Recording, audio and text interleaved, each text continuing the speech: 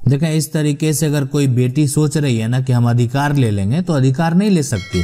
देखिए, आपको अधिकार अब जो है नहीं है। इस तरीके से अगर आपका है नियम, तो आपको कोई अधिकार नहीं मिलेगा, आप कुछ भी कर लें तो। जैसे मान लेते हैं कि अब बेटी को तो सरकार के द्वारा संपत्ति में हिस्सा दिया गया, उत्तराधिकार, हिंदू उत्तराधिकार में संशोधन किया गया। आपको पता है 2005 में का जो है संशोधन के बाद बेटी को भी उत्तराधिकारी बना दिया गया कि अब बेटी जो है बेटे के बराबर है, अपना शेयर ले सकता है। लेकिन अगर उसमें, जैसा आज जो है यहाँ पे समझने वाली बात है कि अगर उसमें किसी तरीके से गलत तरीके से किया जाएगा तो उसमें किसी भी बेटी को अधिकार नहीं मिलेगा।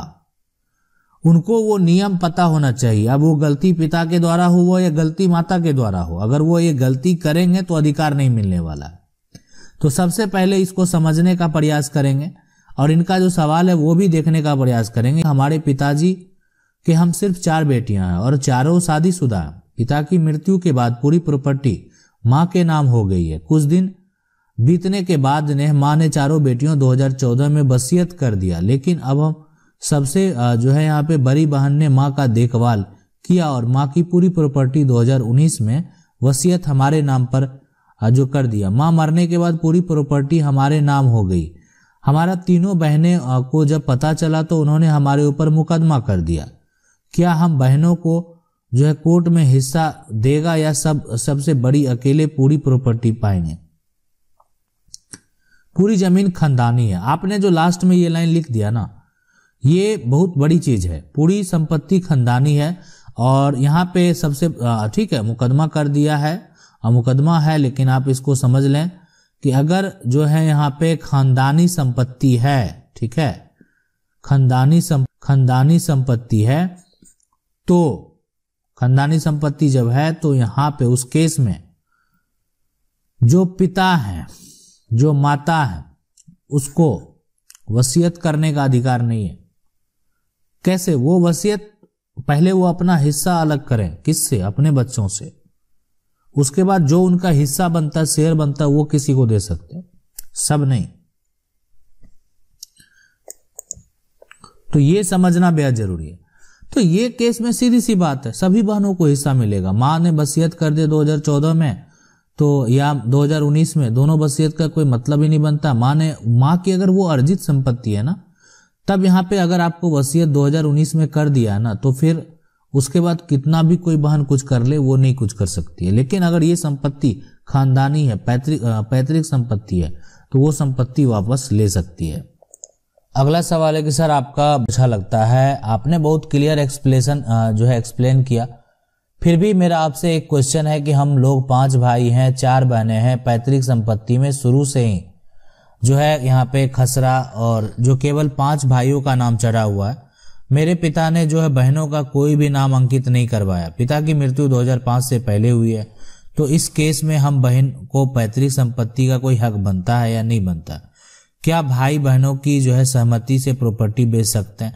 देखिए, अभी तो सबसे पहले अभी सारा संपत्ति का अगर बंटवारा हो गया है लीगल तरीके से, और 2005 के पहले अगर देखिए सुप्रीम कोर्ट के एक जजमेंट में ऐसा कहा गया कि अगर पिता की मृत्यु 2005 से पहले भी हुई है तो संपत्ति में अधिकार मिलेगा। लेकिन यहाँ पे ये मामला लेकिन आपको कोर्ट में ले जाना पड़ेगा। संपत्ति में अगर आप अधिकार चाहते हैं तो बिल्कुल आप एक उत्तराधिकारी हैं उस परिवार के और अपना हक जो है वो ले सकते हैं। सवाल है कि सर जी मेरे दादाजी का जो है यहाँ पे सन 1939 से कब्जा है और 1989 में घर जो है मकान आज 2021 तक जो है बिना रोक का है। अब यहाँ पे जो है सीलिंग यहाँ पे मैं जो आवंटन में किसी दूसरे के नाम हो गया है, ठीक है, और यहाँ पे मैं जो है पूर्वज को भूमि अपने नाम कैसे करूं? देखिए, सबसे पहले अभी तो आप एक लंबे समय से उस संपत्ति पे आप रह रहे हैं, लंबे समय से आपका कब्जा है, किसी के नाम हो गया है तो देखिए सबसे पहले तो उसको आवेदन दीजिए, है ना। आवेदन अब उसको नहीं जिसके नाम से हो गया, जो भी अधिकारी हैं एक तरह से जिला अधिकारी हैं, वहां पे भी आप आवेदन दे सकते हैं कि संपत्ति अगर किसी गलत तरीके से हो गया, रही बात यहाँ पे कब्जा के आधार पे अपने संपत्ति को पाने का, तो वो उसके लिए सिर्फ आपको न्यायालय जाना पड़ेगा और कुल कब्जा आप साबित करेंगे। और सबसे यहाँ पे प्लस पॉइंट है कि आपका उस पे घर भी है, तो हो सकता है कि ये डिग्री आपके फेवर में हो। अगला सवाल है कि आपकी वीडियो जो है यहाँ पे सॉन्ग के सुन के बहुत खुशी हुई। हमारा जो सवाल है वो अधूरी रह गया है। हम 1992 में जमीन लिए थे। हम रोड के किनारे रोड चकबंदी विभाग के भूल के कारण हमारा जमीन पीछे चला गया। हम उसी जमीन पर जहां लिए थे वहीं कब्जा 20 साल से और काफी पहले से जो है। बाद में पता चला कि जो है उनको बोला कि मकान हमारा बना हुआ है। हम सिविल कोर्ट से केस किए हैं। मकान हमारा है, जमीन भी हमारा, क्योंकि हमारे पास जो है दस्तावेज भी है और चकबंदी भी है रोड पर, उसका जानकारी। हाँ तो देखिए, बिल्कुल अगर आपका उसी जमीन पे कब्जा है तो आप बिल्कुल, आपका अगर रोड जहां पे है रोड वहीं होगा, ठीक है। रोड जो है यहाँ पे रोड के साइड में है, संपत्ति आपका वही होगा। अब वो उसका भूल है तो उसका सुधार भी वहां पे न्यायालय के थ्रू हो सकता है। सिविल न्यायालय को ऐसा पावर है कि अगर जो भी वहां पे अधिकारी है उनका आदेश होगा, उसका प्रीवियस जो रिकॉर्ड है मैप का वो वहां पे जांच किया जाएगा और वो आपका सुधार हो जाएगा, उसके लिए टेंशन नहीं है। हाँ, अगर आप उसके जो संपत्ति आपने लिया है उसी पे आपका कब्जा जो बरकरार है तो आप वहां से कोई भी हटने का तो बात ही नहीं उठता है। सवाल है कि हेलो सर, मेरी वाइफ 3 सिस्टर में सबसे छोटी यानी कि छोटी को जो है भाई नहीं है और उनके पिताजी ने कोई बिल नहीं बनाई थी। लास्ट ईयर वो एक्सपायर हो गए, बट एक्सपायर होने से पहले वो अपनी बड़ी बेटी के साथ रहते थे, तो उनका जो है जाने के बाद क्या सब बेटी को बराबर हिस्सा मिलेगा? क्या बड़ी जो है, देखिए बिल्कुल एक्सपायर होने के बाद सबको, अगर किसी भी प्रकार का कोई वसीयत नहीं किया जाएगा और वसीयत जो है वो भी सिर्फ सेल्फ एक्वायर प्रॉपर्टी का ही होगा, तो अगर किसी प्रकार का कोई वसीयत नहीं किया जाएगा, ठीक है, तो बिल्कुल जितने भी हैं सबको, जितने भी उस परिवार के उत्तराधिकारी हैं सबको हिस्सा मिलेगा, जितने भी बहन है सबको हिस्सा मिलेगा। सवाल है कि अगर छोटे भाई ने जो है यहाँ पर मदर से जो है वहां पे ले ली और 250 यार्ड जो है 100 यार्ड सेकेंड लैंड मदर का एंसेस्ट्रल प्रॉपर्टी अपनी वाइफ के नाम जो है यहाँ पे ट्रांसफर कर दे और भाई का डेट भी मदर की डेट के बाद उसी यहाँ पे बेच, तब क्या होगा? देखिए बिल्कुल, अगर सबसे पहले तो आपने बोला कि पैतृक संपत्ति है, अब वो अगर उसको अपने वाइफ के नाम से ट्रांसफर कर दे तो ये अधिकारी नहीं है।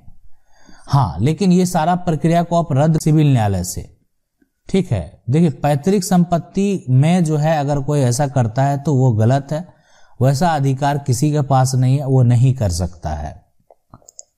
सवाल है कि सर हमारे दादाजी के एक पुत्र हुआ जिनसे 3 पुत्र हुए, अब दादा की मृत्यु हो गई है, पिता की भी मृत्यु हो गई है, अब दादाजी की जमीन को हम तीनों भाई सीधा बैनामा कर, नहीं देखिए सबसे पहले तो दादा के नाम से अगर जमीन है और पिता भी हैं तो ठीक है, अब पिता के 3 पुत्र ही हैं, दादा के जिसके 3 पुत्र भी हैं, तो अगर यहाँ पे जिनका मृत्यु हो गया उनका मृत्यु प्रमाण पत्र भी बनेगा और साथ में वंशावली में उनको जो है यहाँ पे आप मृत घोषित भी कर देंगे नाम के साथ, यानी लगा सकते हैं।